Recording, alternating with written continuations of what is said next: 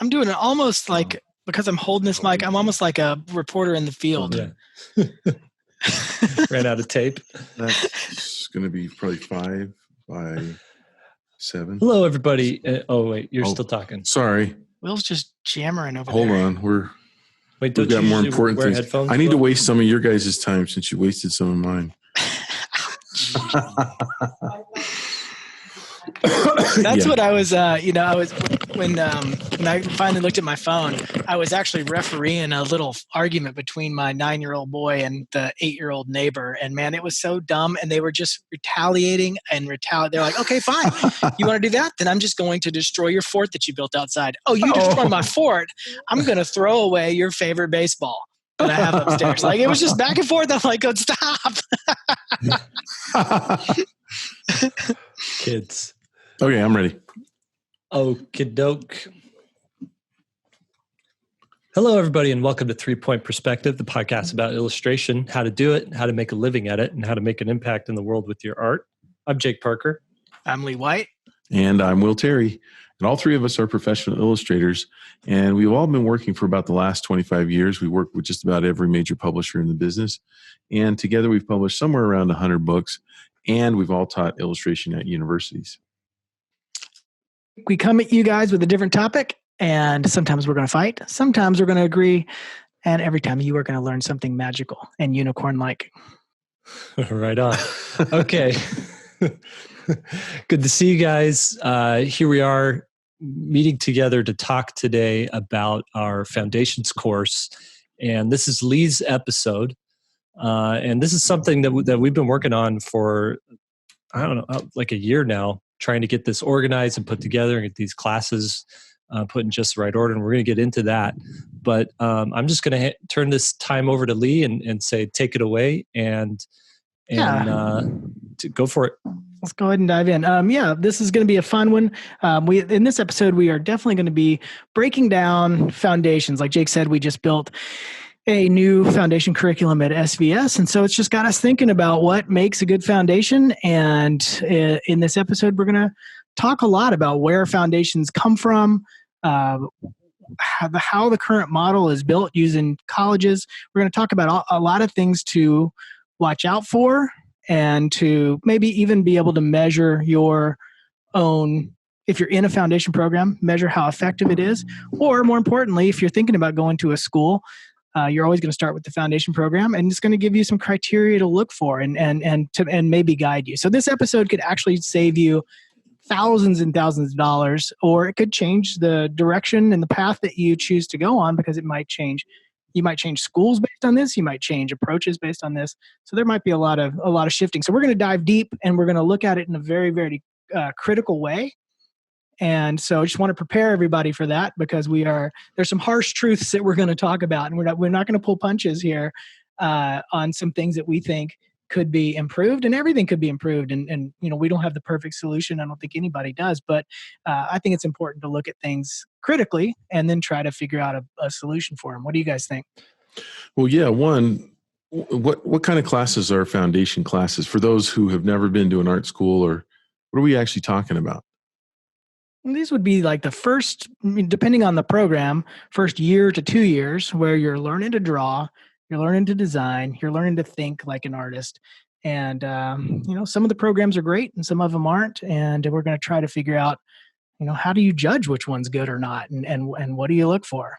And then we're going to be also coming at this. I want to add this little asterisk as illustrators. We don't have a general education that we're trying to get and then become illustrators. I think there's some, our craft is so hard to learn that I think it needs to be specialized from the beginning. And so we're talking about it as an illustrator.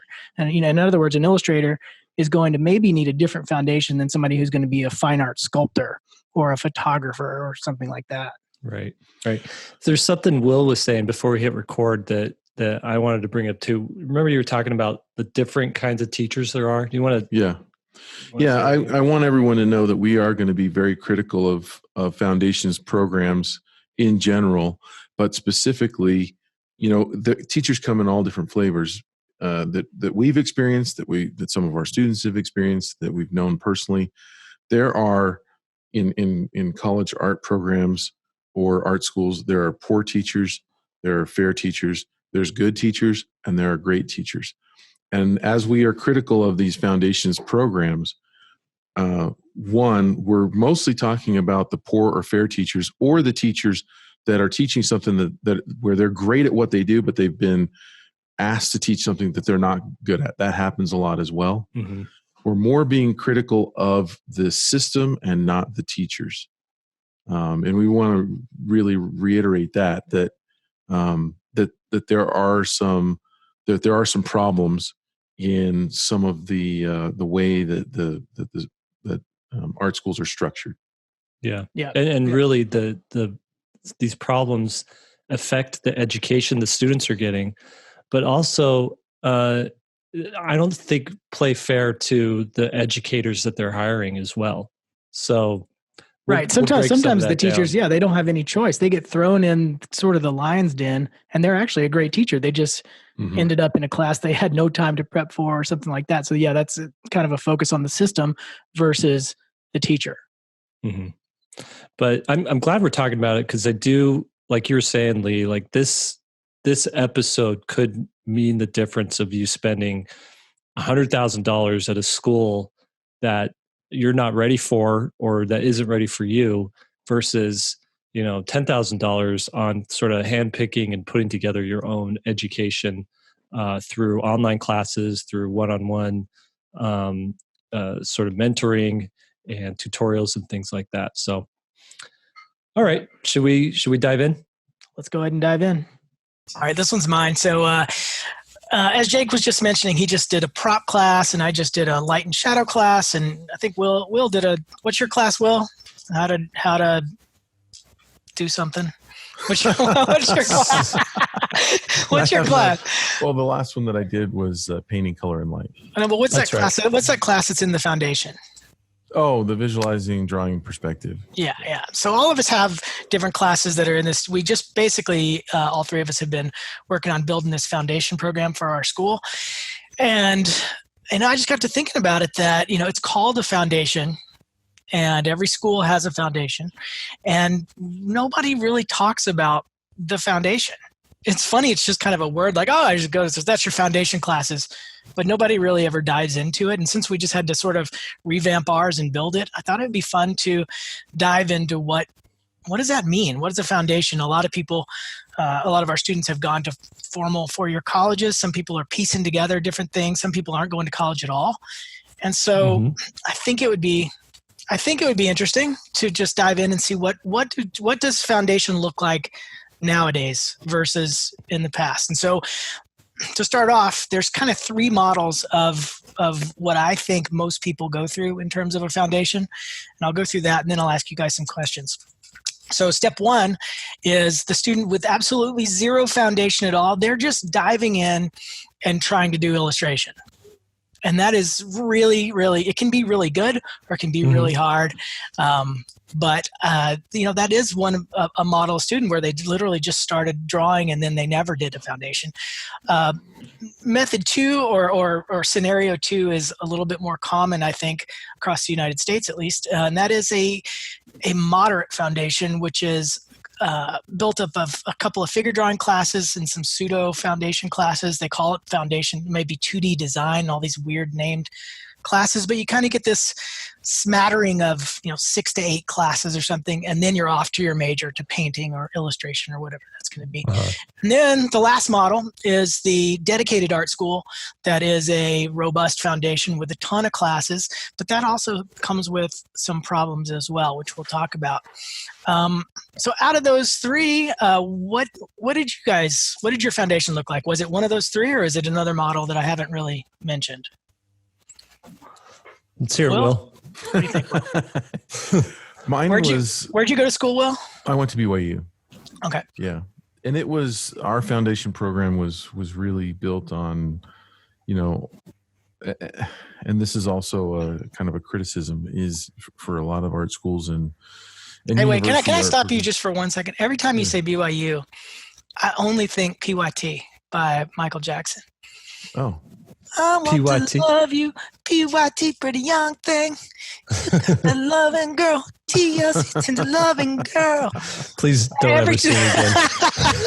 Every time you say BYT, I don't know why. Every time you say BYT, that's the first thing, and I have to like knock it out of my head. That's hilarious. Okay, so go ahead. BYU. Now we know what's going on in Lee's brain. PYT. Okay, go ahead. Sorry. But the foundations that let me just break into this kind of line of thinking here, which is the problem. Is it all right if I go into what I see as a problem? No. We'll dive into that in the next section. Okay. I just want to hear what your experience was first. It was not great in the foundations. Yeah. No, I don't want to hear that. That's a description. What kind of foundation did you have? Which one of those was it? Was it a bunch of classes? Was it a few? It was a bunch of classes. Yeah. How many do you think? It was basically 2 years of probably, if I had to guess, maybe like 12 classes, something like that. And then you had to declare your major after that, or had you already declared your major? Already declared. Yeah. But they weren't specific, and that's one of the problems that I wanted to get into. They weren't specific to my major, so. But I'll talk. So you kind of did, and what was your experience there? Do you feel like your foundation that you got better, or that you got what you needed out of it, or did? I think that anytime you spend drawing or painting is going to add to your basket of skills, but you can waste a lot of time. It can be really good instruction, and you can accelerate. You can add a lot to your basket of skills, or a little. I felt like mine added a little. So yeah, all right. We'll dive into some of those problems. I probably would have added the same if I had just been self-studying almost. Interesting. Yeah. What'd yours look like, Jake? So I went to a community college, Mesa Community College, and I took a life drawing class. I took a color theory class and a watercolor class, and a handful of other. And maybe it's a couple of semesters of life drawing, and so that was like my official structured schooling that I had. I ended up leaving school and taking a job in animation, and from there on out, so much of what I learned was just like other professionals telling me, here's how you should do something. Here's what you need to work on. So that initial grouping, was that picked by you, or was that like you basically get that sheet with your curriculum on there and you're looking at it going, okay, figure drawing 1, figure drawing 2. Yeah. So I knew, my original plan was go to MCC, get an associate's degree, get a good enough portfolio together to get into Art Center. But then I got this job at the animation studio, and I was like, okay, I'll hold off on Art Center while I work this job, because I'm learning a lot here and this is really cool. And so I just took whatever classes they told me to take to get an associate's in art, or whatever the associates would be in. And do you pick a major for an associate's? I don't know. Can't remember. I can't remember either. So that's what it was. And I knew I had a rough idea of what I wanted to do career-wise. Like, animation seemed cool, and I knew in animation you had to understand the figure and you had to get good at line and shape and things like that. And so I was doing a lot of things to help me become a better animator. This is all traditional hand-drawn animation, but most of my learning has been, I don't want to say self-taught, but because I learned from so many other people. It wasn't maybe self-directed. Self-directed. Yeah. Self-directed is a good way to put it. Okay. Yeah. But looking back, it probably took me 10 years to learn what I learned. It took me 10 years what I probably could have learned in 5 or 3 or 2. Right. The long way, the scenic route. Right. And because of that too, I've never touched oils. I've never even tried oil painting. I've done acrylic painting like once or twice. Mostly the kind of painting I've done has been watercolor. So I'm very much am a digital artist, and then any sort of traditionalized stuff I do, it's like stuff that can then be scanned and done, colored digitally.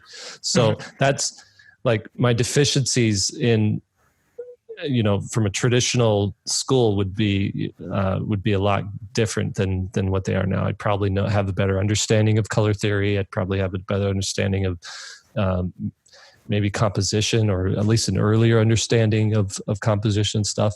But so that was my foundational upbringing. Interesting. Will, was your when you were taking your foundation classes, was it mainly that was back before they had computers, right? Thank you.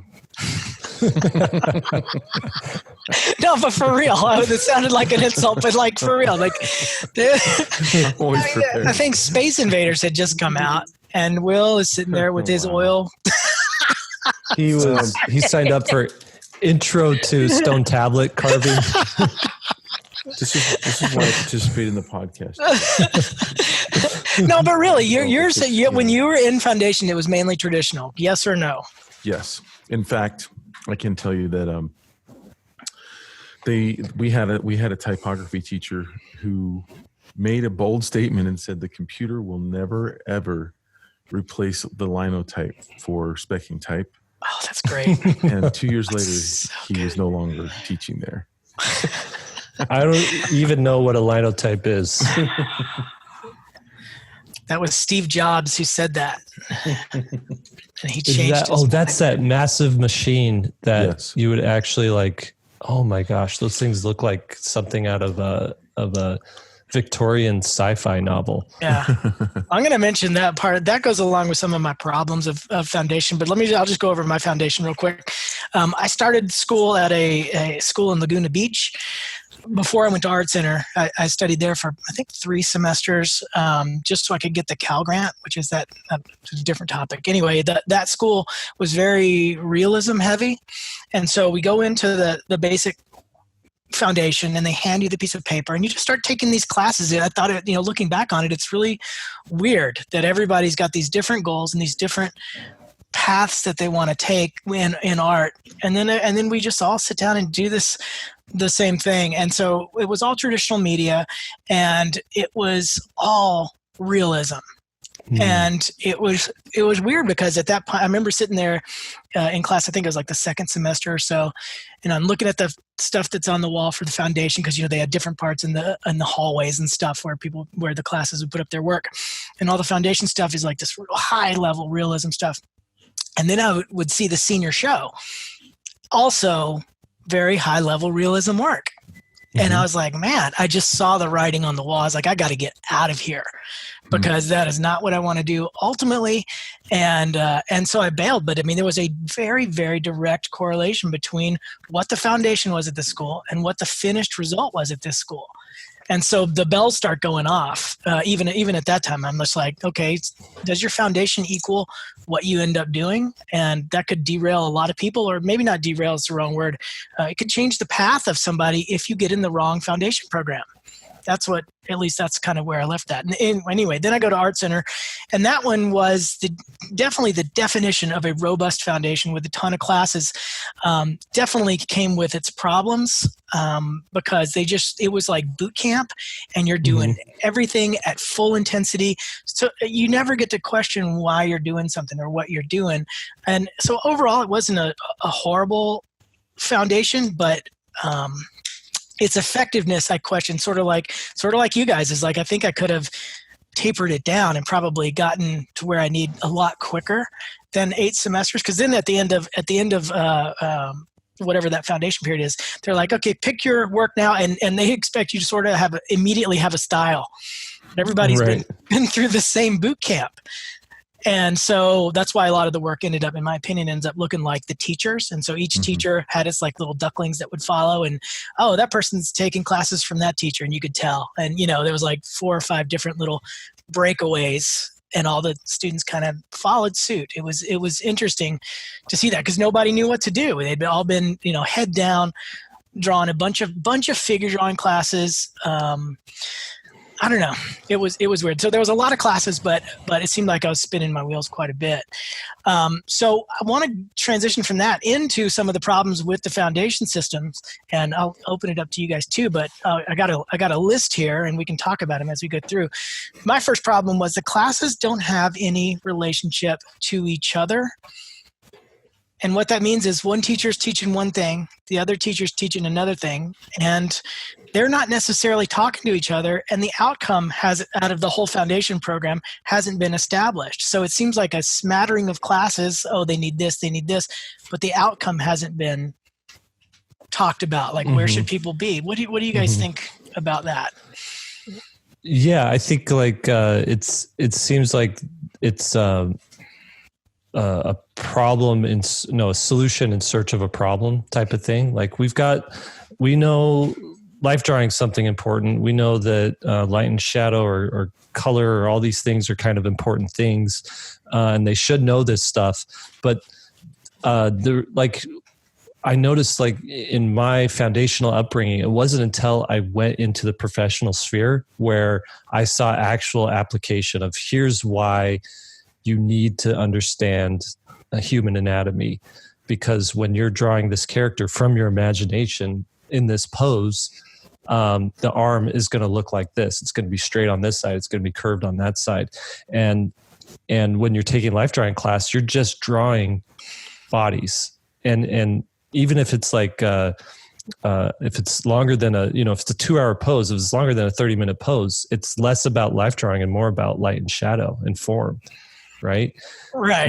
And so I feel like there's a lot of these classes where, yes, you learn certain things, but there's no like A plus B equals C. You just are left with A's and B's, right. In almost information in isolation. Right.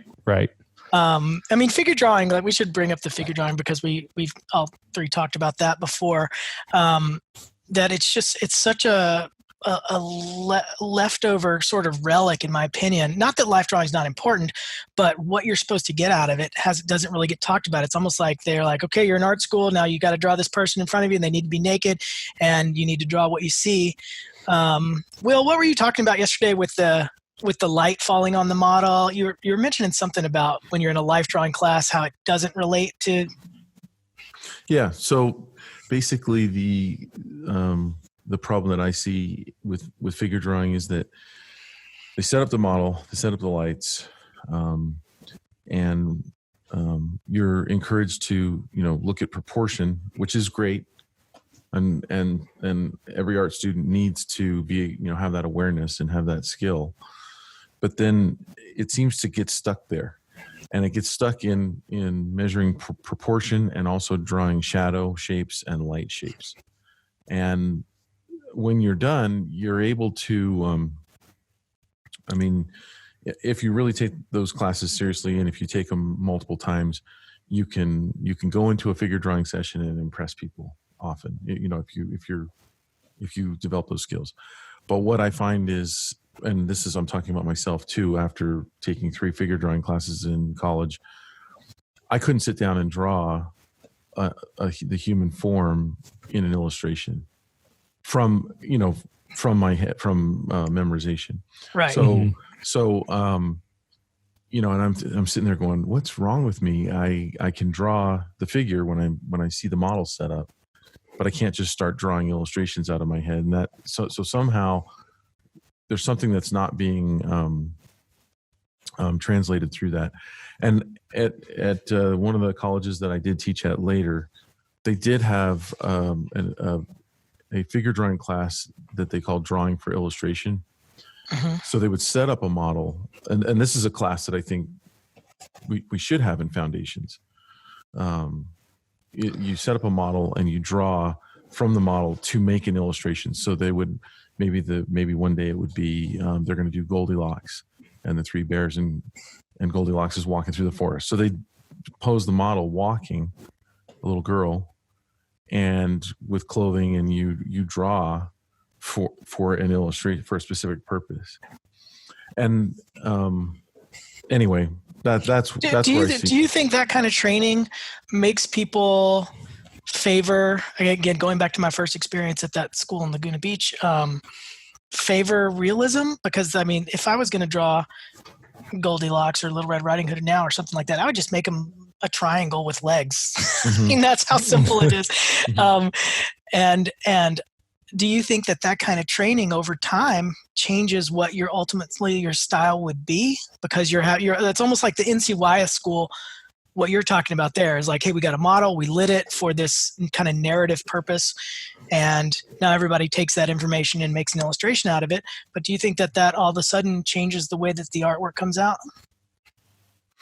I mean, it's going to definitely influence when you're drawing from life, for sure, towards realism, I would say. But I would say that the alternative is, you know, if you're trying to go for a really highly stylized look like you do, Lee, the problem that I see are too many people go directly into that style without ever having learned any real drawing skills. That's the opposite. That's the other end of that spectrum. And they can solve some problems, but there are in narrative illustration, there are camera angles, there are designs, there are compositions that are perfect to tell a story.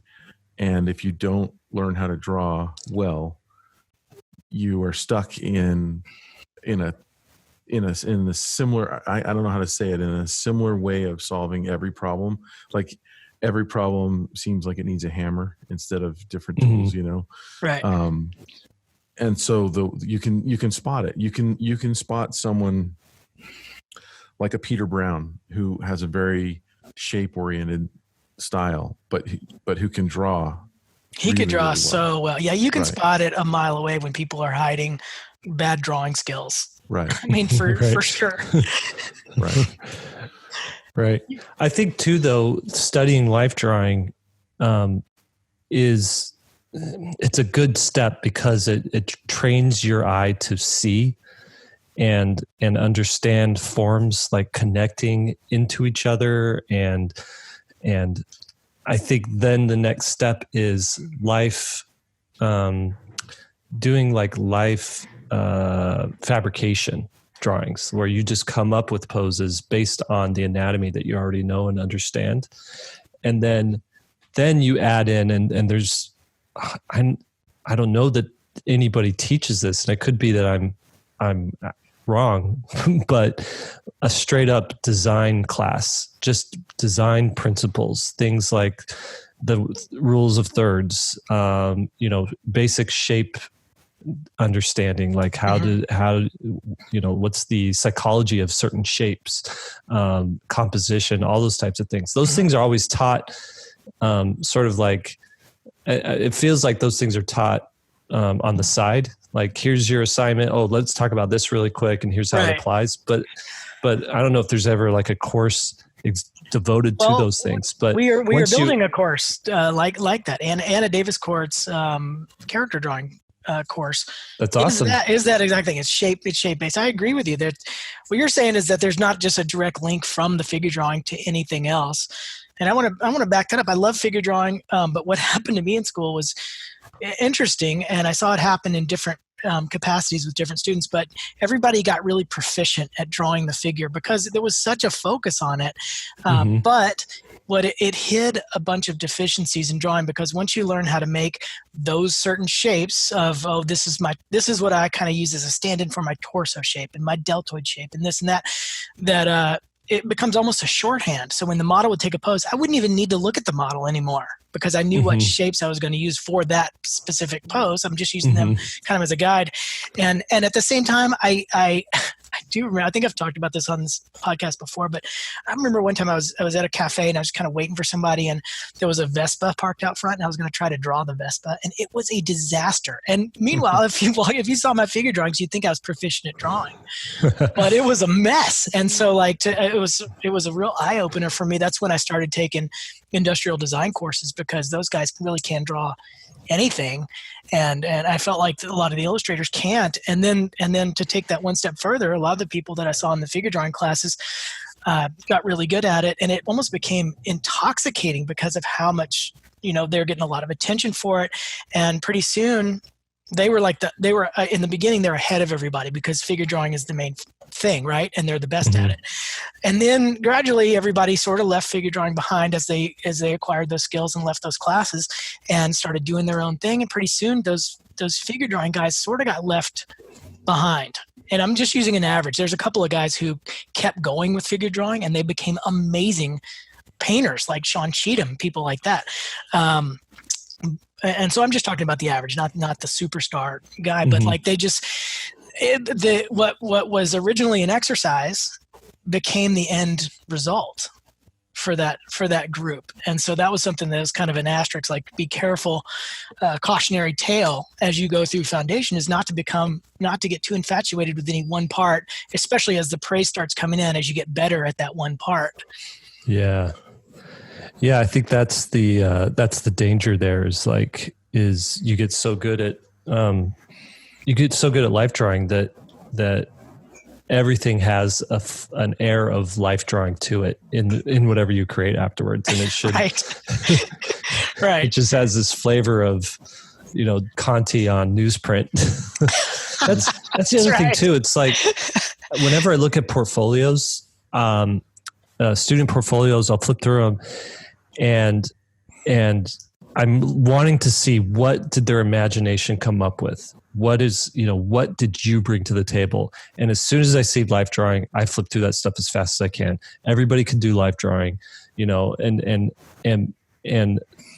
1 out of 100 people does life drawing so well that you actually want to look at a life drawing picture, but the rest of them, it's like, you shouldn't have to prove that you could do that through the life drawing. It should be evident in the work that you're creating outside of life drawing, that you've done life drawing. Right. One of the things that Will talked about yesterday, we were chatting about this subject, the three of us yesterday, and Will brought up that, as you're sitting in a foundation class, this is my next problem with it, that you might be sitting next to somebody who's a photography major or a sculpture major. Will, what do you think about that? Does that work for a foundation? Is it possible to have a program like that serves everyone? I don't think so. And I think that the reason that the art schools do it is to save money. And so the idea is that we want to give everyone kind of a basic understanding of different areas. So they'll make, photographers, graphic designers, fashion designers, industrial designers, they'll all make them take an illustration course. They'll make, and I ended up teaching that one 20 some odd years ago. And I taught that class for 3 or 4 different times. And each time I saw, the problems were great. One, the photography students didn't care. The graphic designer students didn't care. There was something that they had to take.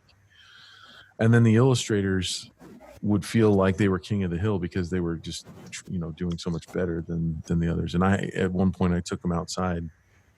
I took 5 of my illustrators in that class outside and said, you're not competing with those guys in there. So if you're feeling, good about the work that you're doing because you're doing better than them, keep in mind, you should only be comparing yourselves to each other.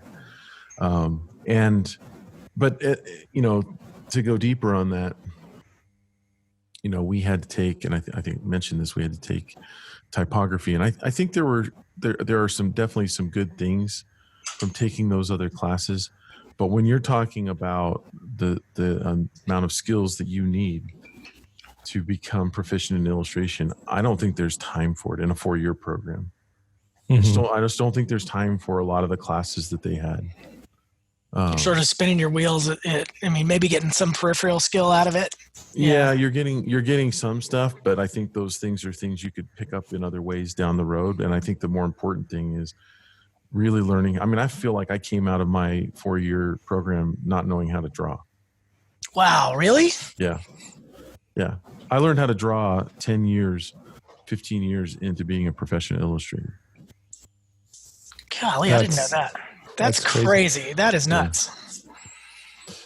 Whenever I was teaching at university, one of my big things was part of your grade was filling a sketchbook. Like, I just want to see, I told them, like, they don't have to be good. I just need to see 100 drawings, something like that. Like you have to do X amount of drawings this semester. And so that was part of their grade. And that was just so that aspect of it wasn't lost of it. Cause you can, there's amazing painters out there, but when you hand them a pen or a pencil, and tell them to draw something, it's like, ooh, like, oh, don't do that. But yeah, I think I agree with you, Will. I think that's like, anybody should come out of that being able to at least draw and like nail an idea down with the drawing. Yeah, for sure. Man, there's so much that we could go into with the problems of traditional foundation programs. One of them is the teachers that are just left over and don't do illustration anymore and are sad and not. I mean, it's just really weird what happens in traditional universities with who's employed there and how long they've been employed there and all that stuff. On the opposite side of that, on that real quick? Oh yeah, please. So this has happened multiple times, and I don't want to name names because I don't want anyone to get their feelings hurt. But I've seen multiple times where someone was teaching, some expert. So first off, let's talk adjunct. Art schools rely on adjunct faculty to fill in a lot of the classes that they teach, and that's basically bringing in. The system is set up to try to find a professional who wants to be philanthropic with their time, right? So they're looking for someone who is a business owner who's highly successful and who wants to give back, and so they pay them a small amount of money to kind of cover their time, kind of, but it's not anywhere near the kind of money that they really need to feel like they're getting paid for their time. So sometimes they do attract those people, and they will end up with amazing teachers sometimes. And that person might teach, for a year or two, sometimes 5 or 10 years. And I've seen it where they've had the perfect teacher teaching for 5 or 10 years, and the students, as they come through the program, they look forward to taking that class. And then that teacher, for whatever reason, quits. And sometimes the teacher takes a look at their bank account and realizes, oh, shoot, I haven't been making any money for 10 years. Right, exactly. I better go get a real job. I mean, I know someone who quit because their wife got sick. But anyway, they quit, and then they scramble to find someone to fill that class. And often it's with someone who is so substandard compared to what was being taught that the students that are coming up all of a sudden find out, because it says staff a lot of times in the catalog. It doesn't even put that teacher's name. Right. They show up and all of a sudden they've got someone who does it completely differently, who doesn't have any, they do it completely poorly, and the quality goes down overnight. And I would say most of the classes filled, maybe I shouldn't say most, but a huge proportion are filled by people who should not be teaching those classes. Yeah. I remember too, I just want to add to that. I remember I went from like a full-time teaching position to adjunct because there was a problem with paperwork and me not having a degree. And so like, well, just for the time being, we're going to send you over to adjunct. And I got notified of how much I would be making, the drop in pay that went from being like a full-time, visiting professor to adjunct. And I went to the department head. I said, how can anybody afford to do this? Like, just tell me, like, straight man to man, tell me what is, like, what's going on here? Who takes these jobs? And he said, there's 3 people. And it's like you said, well, it's a person who's been a professional, who's done really good. They're semi-retired or something like that. And they're just giving back. They want to give back to the school. They want to give back. And the money's really not an object. Second one is someone who wants to move into that full-time teaching position. And so this is their sort of foot in the door, and they're willing to like go for several years with this lower pay so that when a spot opens for a tenure track position, they've got a shoe in for that job. And then the third one is just some people just need the cash. like no work's coming in. They're not getting enough work outside. And this is an opportunity to do that. And so they come in and do that. And so I didn't fit those three categories. So I ended up leaving. Mm-hmm. And that was part of the impetus to like start SVSLearn. I wanted more control over how I taught and when I taught, and also have a little bit more money coming in from it. Yeah.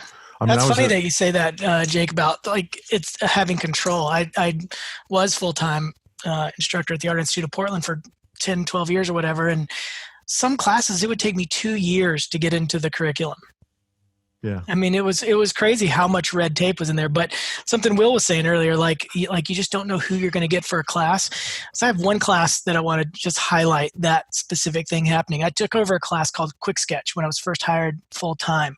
And they gave me this, as an instructor, they just gave me this kind of random hodgepodge group of notes that the previous teacher had left.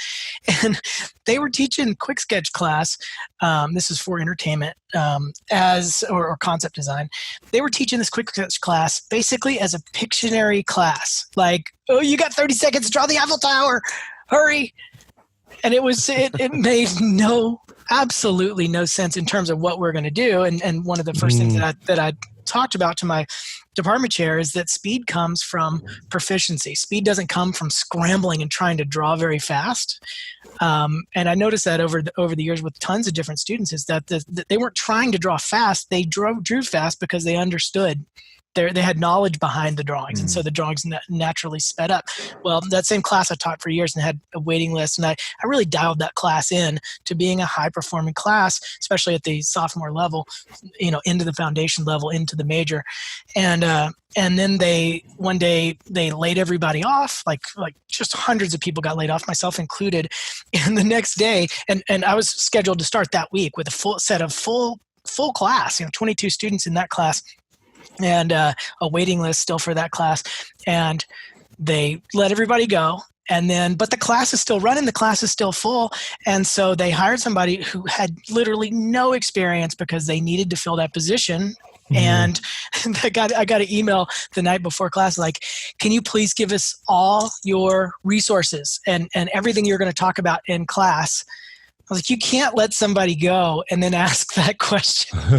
So I was sorry, we don't need you anymore. Oh, actually, on second thought, we need everything that you've been doing. We need everything but you. Yeah, right. I was like, I sympathize with your position, and more so, I sympathize with the students, but that ain't happening. I didn't give them anything. I was asked that too, by the way, more than once. Yeah, that's weird. It is kind of a chutzpah to ask to fire someone, but then say, "Can I have everything that you've spent all this time like building and working on?" Yeah, it's not absolutely not going to happen at all. I don't want to bag on everybody though. I had some great foundation teachers too. And that said too, and I don't want to bag on anybody who makes that choice to be an adjunct professor, because there's 100 different reasons for you to be in that position. And also as a student, I also want you to think too, if you're in this position, really take stock of who's teaching you. And there's 100 different reasons for that person to be sitting in that chair, and just make sure that person is the person that you can learn the most from at that time. Because you, in this day and age, do not have to, your entire education doesn't rest in the hands of these people in front of you in class. You have online courses, you have YouTube videos, you have hundreds of books on Amazon or at the library. And then through the internet too, like, if you have a budget for teaching or for learning, there's so many like Patreon, people who are teaching stuff on Patreon. There's so many Gumroad tutorials. There's so much that you can learn. And I guess your main problem isn't lack of information. It's parsing out what you should like the order you should learn things, what you should learn first, and what leads to what. And that does take a little bit of guidance, a little bit of education. And that's one of the reasons we created these foundation courses on SVSLearn, like that's actual track that you can go on. Yeah, and we called it the path because it really is a path, and the sequential nature of skill acquisition. We thought quite a bit about that. What's the first thing you should learn? What's the second thing you should learn?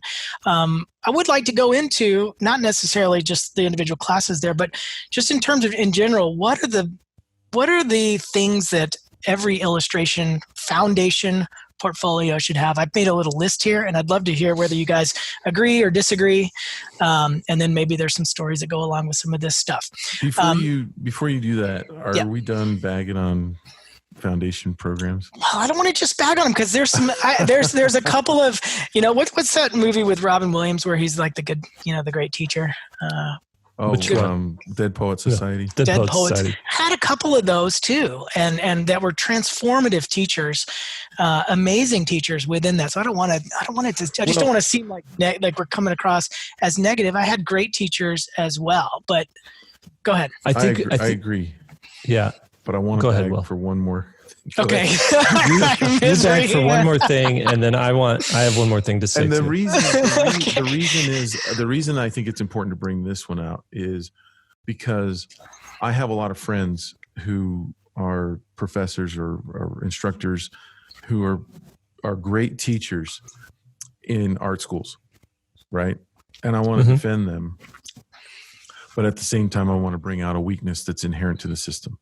So I've been involved in teaching at 2 different universities, and I've been a advisory board member at another art school, and so I've learned the inner workings pretty well. And some of these teachers are amazing teachers, and they show up every day, and they have a pedigree of students that are professional because of them. And I want to make sure that we are defending that. But I have also talked to them, and in an advisory situation, they've often asked me if there was, and I've heard this question from all 3 schools, if there was one thing you could change to make our program better, what would it be?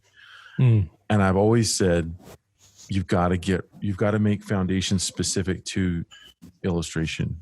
You've got to do that. And every time they roll their eyes back because they know it's true.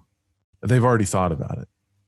But they're like, they roll their eyes back in agreement, and they just know that there's nothing they can do about it because they can't create a separate foundations track because there's just not money, there's not space.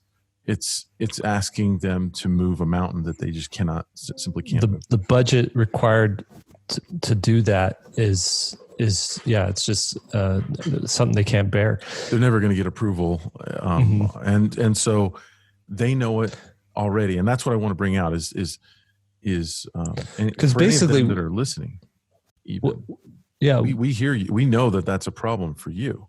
You would love to change that, but you can't. Because what that would require is, okay, so if you want to go into comic books, then we need a specific teacher that teaches comic books and has or a subset of teachers that teach that, but also a subset of new classes that are foundational to that route. And then that ties up classrooms. It ties up resources to those classrooms. It ties up, just there's not enough, out of 100 students, 10 of them are going to want to go down the comics route. Right. Another 20 are going to want to go down the illustration route. And it's so like compartmentalized that now you just don't have the resources to do that. So I basically told them, you've wasted 2 years of your students. You think you have a 4-year program. You don't. You have a 2-year program. Right. You wait for your students to get out of foundations, and then you try to teach them illustration in 2 years. And it's nearly impossible to do that. Yeah. And that was the thing I was going to add is it sounds like we're bagging on people, but we're really just bagging on the system as it is right now. which it just is not set up for. Yeah, it's a holdover from the Renaissance. It's a holdover from fine art, and it doesn't really match up that well, which is true. It's tough. Yeah. And the other thing that's frustrating too is when I was teaching, I would be teaching a character design class, right? So here we are; these guys all want to go into character design, and 5 of the students are really good and excellent at it, but then there's 20 of them that I'm having to teach fundamentals to. Yeah. Okay. So 5, I can actually get going. You guys go do character design. Okay. We're going to start back at here. This is shape. This is how shapes turn 3-dimensional. This is how you make a 3-dimensional shape. Here's how you combine them to make a character, Yeah. You're basically redoing the foundation to make it applicable to illustration. That's actually a perfect segue into, this is the 4 things that every good foundation portfolio should have, no matter where you are studying, whether it's self-directed, whether it's at an art school that's pre-existing, or whether it's online and some combination foundation. I wrote this little quote here before I get into those 4 things that I wrote. I'd like to just say this real quick. My guiding principle of what makes a good foundation and the reason that you need a good foundation and a varied foundation is good foundations give you options when you go to pick your major, and then good foundations give you options when you get out into the real world. I'm a perfect example of somebody who has, well, I guess all of us are, me and Jake more than Will, but we have our feet in a lot of different fires. Wait, that's not a saying, is it? Feet in fires. Feet in the water? Is there, I don't know, a poker in the fire? Our irons. Irons in the fire. Yes. I put my feet in the fire. I have a lot of feet as well. But it gives you a lot of options, especially in those early years where, hey, the main thing, you got your A list thing. That for me, that would be children's books, right? And then I have my B interest, and C, I've got like 3 or 4 different things I can fall back on as I'm trying to piece together a career. And you just never know which one of those is going to hit or which one's going to have to sustain you. I remember this great job I got shortly after I had graduated. I was trying to do children's books, and I got the offer to do a job for Sony. They were opening a new office in San Francisco, and they wanted to fly me in to draw life-size robots in the office room, in the conference room of this office that's going to open up. And that's awesome. I'm not the person for that. I don't have any mechs or anything like that. I don't know how these people hire me, to be honest, but I was like, yes, I want to do that. And I was able to go down there and draw all these robots, and they're, very teched out and definitely not my style. Likewise, I got a bunch of work in concept design. I got a bunch of work in architectural concept design, and while I was trying to forge my path as a children's book illustrator. So a good foundation is powerful in my opinion. So the big quote that I always say to students, and I'll say it here too, is don't let your quote unquote style really be the mask of your limitations. A lot of people say it's my style, and when what they're really saying is I can't draw any other way. That's the only thing I can do. Yeah. All right. So my 4 list here, and you guys can add to it as well, is and maybe we can give some assignments too, to see if you are good enough to do these things. Number 1, the ability to move objects in space with consistency, and the ability to draw complex shapes in different perspectives. Mm-hmm. Mm-hmm. You guys agree with that one? Class. Yeah. Yeah, well, maybe we'll put a couple of things up on the in the show notes that like Will has this plane with a penguin in it that's on our foundation program, and then Jake has this robot that I ended up drawing for my light and shadow class. Maybe we'll put those up there, and if you can take those shapes and rotate them in any direction, draw them in any up view, down view, 3/4 view, then you can check that off your list, and you have that as part of your foundation. All right, number 2. The ability to design cohesive worlds, which that consists of environments, vehicles, and characters. What do you guys think? Yep. I think cohesive, does that mean placing a character in those environments as well? Yeah, where it all looks like it belongs to the same world. Yeah. And then be able to change that for the next project. Like, oh, maybe this one gets a different look. I mean, concept artists are always doing that all the time, right? Mm-hmm. But, if you change your setting from a comic that you're working on from future tech to Stone Age, maybe the whole style is different, and maybe you got to adapt some different shape language to that. But I know one thing that I see all throughout most illustrators' education is just drawing characters all the time. I never see vehicles. I never see props. I never see environments. And in my opinion, all that stuff is really fun to draw and try to say, okay, in this caveman world, what would a motorcycle look like? Or in this caveman world, what would, these different items look like, a tree and a rock, and, you're just styling different ways. I don't know. I think it's important. And I think you should have the ability to change depending on what a project calls for. Yep. I'm right there with you. I agree. What do you think, Will? I totally agree. All right. 1 point perspective. Yeah, when are we going to argue? Having a good understanding, I don't know, I wrote this down because I had a question mark next to it. A good understanding of design and composition. How do you know if you have a good understanding of design and composition? Because we talk about design and composition a lot. Where do you learn that? What class teaches that? Or is that just inherent through a good foundational program in all of it?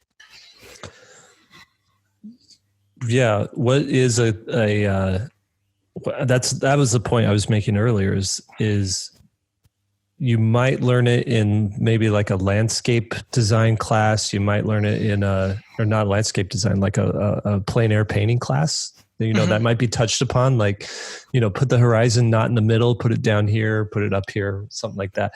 But it would be great to just sit someone down and for a semester just teach them design principles, and here's how it applies in this situation, here's how it applies in this situation, and so on. So I actually did that. We had a class at UVU, and anyway, I was given this class and I didn't really understand I read the description. It looked like a word salad that was meant to feel kind of artsy, but it didn't say anything. You know what I mean? Right. And so I just said, what am I supposed to teach here? What are your vision? What's your vision? I asked at the time the chairman, and his response was, "That's up to your interpretation." I was like, "Fine, perfect. I'm going to teach him design." So I created a design class, which later I used all the curriculum that I developed for that class to make creative compositions for SVS. So I workshopped all that stuff for 9 years in the university illustration program, and then used it and added to it to create creative composition. Because there wasn't, when I went through, that was one of my big problems was we had illustration classes, and there was never a time where it was like, okay, we're going to teach you good design. It was always, here's the illustration assignment. Now go make a good design. Right. Well, how? Right. And so you'd come up to the teacher and they'd say, well, I would do it this way. And so you kind of were picking up like, oh, that's a great decision. But it was never, here's how I came up with that. Right. I got a couple of things I want to ask you guys. Do you think it's okay to ask to see your teacher's work if you walk into a foundational class and it's a teacher that you don't know? Do you think that? Oh, yeah. I would say that if you don't know anything about your teacher before you walk in, like you haven't Googled them yet, then you kind of get what you're asking for. I would say. I asked a teacher that that was my second semester. I remember it really specifically because it was a rendering class. And, the teacher's talking about the class, and then he wrapped up and I'm like, can we see your work? I want to see what you're doing. And he was shocked that I sort of asked. He said, I haven't been asked that in years. And turns out he hadn't done work in years. And so that's why. And the other thing that I have along the same lines is ask your teacher to demo because if you get a teacher that doesn't want to demo, then that is a red flag in my opinion. Yep. I had I had two very specific experiences happen in school where I asked a teacher to demo who was not demoing. She's teaching some very technical stuff with figure drawing and anatomy. And I had this view of this foot and ankle, and man, I could not get it. I tried over and over. I tried building it out of basic shapes. I just couldn't get it. And she's walking around kind of, doing her, just saying something about each person's work. And she got to mine. I'm like, man, I just stood up and I handed her the charcoal pencil. And then all the teachers gathered around. I was like, I can't do this. Whatever you're saying, it's not landing. I can't do it. And so a couple, the students gathered around, and she flopped on that. She didn't say, oh, this is just there's some poses that even if you draw them correctly, I now know this later, but if you draw them correctly, they still look goofy. Right. Like the face straight on. Yeah. Or like if a face is turned away from you and just the tip of somebody's nose is showing, I typically leave the nose off because it's just a goofy view to have a little nose peeking in there. So, but she didn't say that. She attempted it, and it was a disaster. And I lost a lot of faith right there because she wasn't demoing. And then how she approached that demo was so weak. But I demo in all my classes, and I've failed on some demos too. I'll laugh at myself if I'm failing, and I'll try it again. And you guys aren't scared to demo either. Your teacher should not be scared to show you how to do something, especially if they're teaching a foundational class and it's technique based. There was another teacher in grad school where I asked her to show me how she was doing it. She was a Photoshop thing, and she asked her to show me, and she wouldn't. She just said no. What? I could not believe it. No. Whoa. No, she said no. This is in a graduate program. I'd already been working for 10 years, 15 years. Oh my God. And they had a technique that they were teaching they were doing to get a certain effect, and they wouldn't share it with the class. Yeah. This was just me privately. I didn't even say it in front of the class. I mean, it's just me and one of the guys I was hung out with. And it's like, hey, that's really cool. I'd like to see how you're getting that mark. No. Not gonna happen. Sorry. So I want to add though, but I got to add this though too. Just because you're an amazing illustrator doesn't mean you're a great teacher either. Absolutely. And vice versa. True. Just because you're not good at illustration doesn't mean you can't teach well also. Right. So again, it's like it's this mixed bag where yes, see your teacher's artwork. Yes, see if they can demo, but also are they teaching good? Are they teaching from other examples? Are they giving great assignments that push you, and are they pushing you in the right ways? That's a good point. I don't want teachers to be, it's a good point, Jake, because I don't want teachers to be, what I always say in my class sometimes, I'm not a trained monkey. I can't just do anything out of my head and it look perfect. You know what I mean? I'll say, hey, let me get some research, or let me show you how to do that the next class so I can prep for it. Yeah, so you don't want to put your teachers on the spot and immediately, I don't want to say that's the preferred method either. Yeah. What makes a great teacher? First, in my list is you have to be good at your craft, right? So you have to be capable, really capable. Second, you have to want to help others. That's my number 2. You have to want to help them get better. And some teachers don't. I've seen some teachers who want to show off. Oh, yeah. In other words, they want to come in and blast you with teaching their good for work. all the wrong reasons. Yeah, but they don't want to do what you said, Lee. They don't want to share their methods and all. They're stingy. They're worried that they're going to create their competition. And 3, they have to want to teach to the point where they have to get excited about breaking down their process and making their own epiphanies as they do such. Because as an artist, you learn how to do, but you don't necessarily break down every aspect of it. But when you try to teach what you're doing, it's a different thought process that goes in deconstructing it in order to show how to construct it.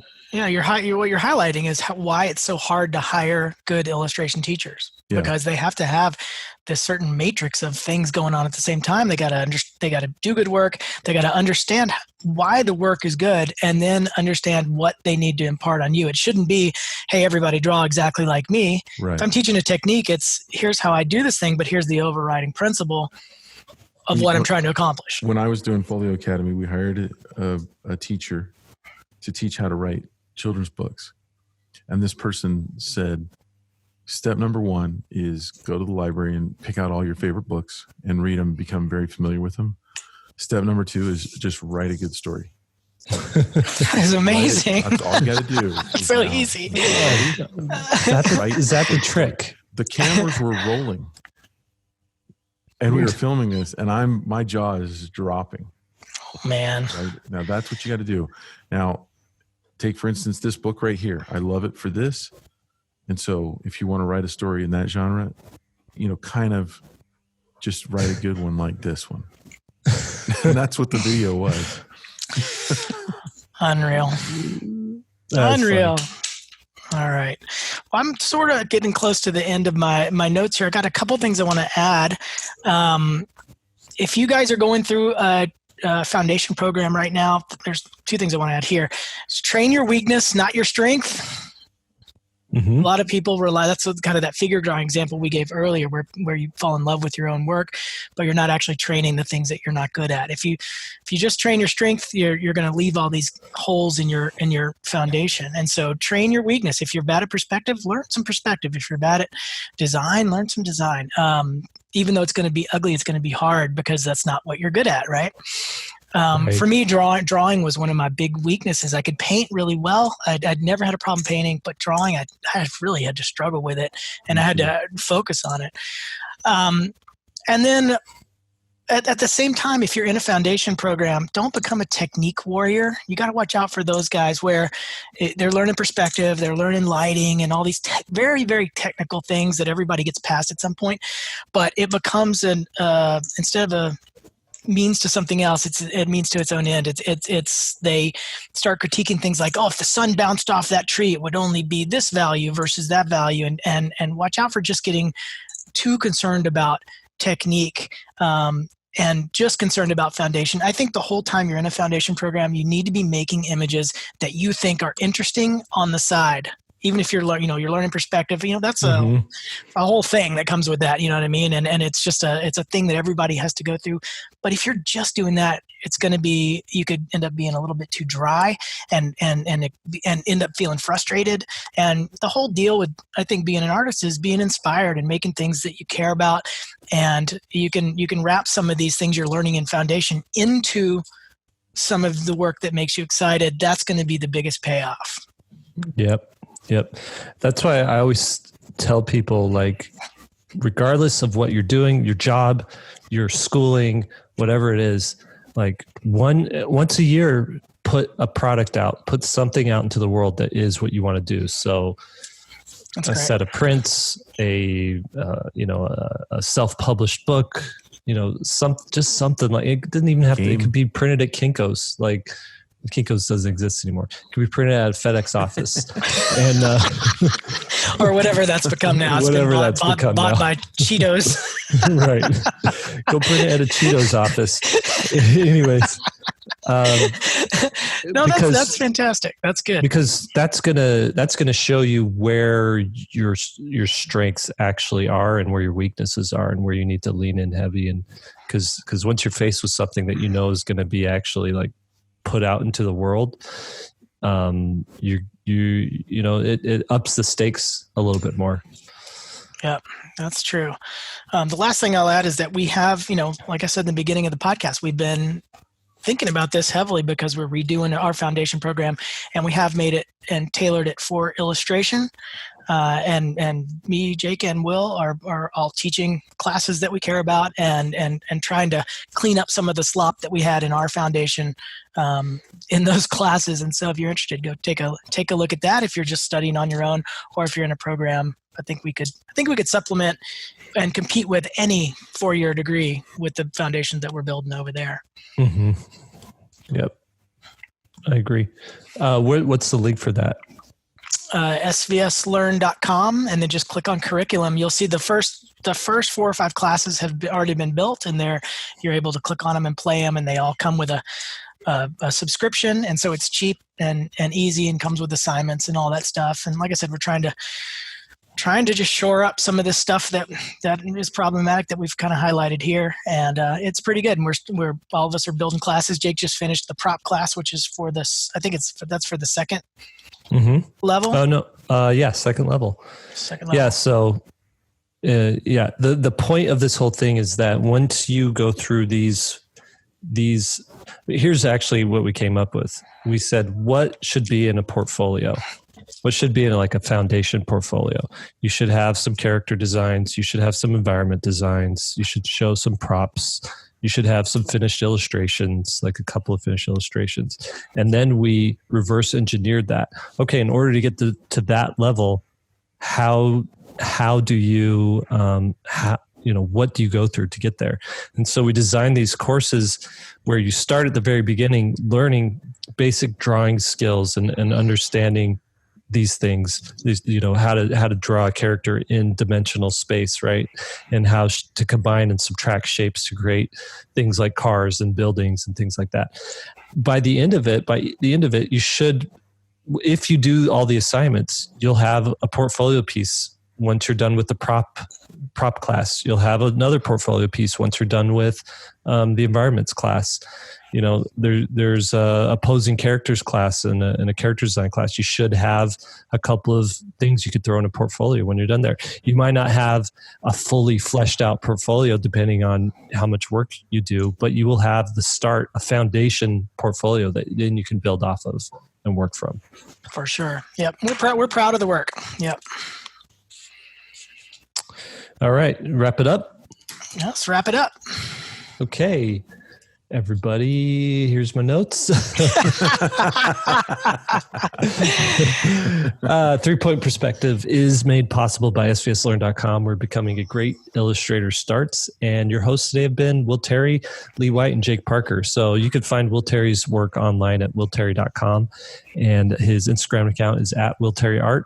Lee White's work can be found online at leewhiteillustration.com, and his Instagram account is at leewhiteillo. I'm Jake Parker. My website is mrjakeparker.com, and you can find my stuff on Instagram at Jake Parker. Podcast is produced by Aaron Painter. Find his work online. His portfolio is painterdraws.com. Podcast edited by Alex Sugg. AlexSugg.com is his website, and that's Sugg with 2 G's. Our podcast video edited. We post these on YouTube as well. The video is edited by Daniel 2, and that's daniel2.co, and that's 2 spelled with a U, TU. And lastly, our podcast and social media specialist for SVSLearn.com is Lisa Fott, and the podcast is shared. If you see anything online, posted online, emails or send in an email or something like that, it's done by Lisa. So thank her for that. So if you like this episode or if this episode upset you, or I don't know, please share it around and tell people what you think. If you haven't subscribed yet, subscribe to this podcast on whatever podcast listening device you have, and leave a review if you can as well. We'd love to hear what you think. This particular discussion, we've started a thread for it on svslearn.com on the forums there, and there's a link to the forums on the homepage there, and those forums are free to join and participate in the discussion there. Lively discussions all the time happening over on the forums, so chime in over there and let us know what you think. All right, that's it. Thanks everybody, and we'll see you next time.